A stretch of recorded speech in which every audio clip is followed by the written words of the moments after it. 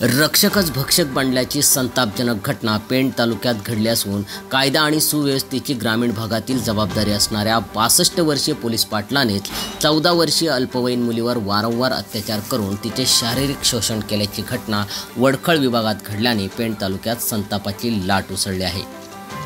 Police सूत्रांकडून मिळालेल्या माहितीनुसार पेण तालुक्यातील डोलवी येथील रमेश अंबाजी पाटील याने आपल्या जिवलग मित्राच्या 14 वर्षीय मुलीवर सतत 2 वर्ष अत्याचार केल्याची घटना उघडकीस आली आहे। मित्रानेच मित्राच्या अल्पवयीन मुलीवर अत्याचार केल्याने वडखळ परिसरात खळबळ माजली आहे। रमेश अंबाजी पाटील यांनी आपल्या मैत्रीचा आणि ओळखीचा गैरफायदा घेऊन अल्पवयीन मुलीला स्पर्श करून अश्लील चाळे केले, तसेच मुलीच्या वडिलांना मारण्याची धमकी देऊन 2022 पासून ऑक्टोबर 2024 पर्यंत तिला बोरी, कारला आणि लोणावळा या ठिकाणी नेऊन तिच्यावर लैंगिक अत्याचार केले। सदर प्रकरण अल्पवयीन मुलीच्या आईला समजताच तिने वडखळ पोलीस ठाण्यात जाऊन गुन्हा दाखल केला। या गुन्ह्याचा अधिक तपास पोलीस निरीक्षक प्रसाद पांढरे यांच्या मार्गदर्शनाखाली सुरू आहे।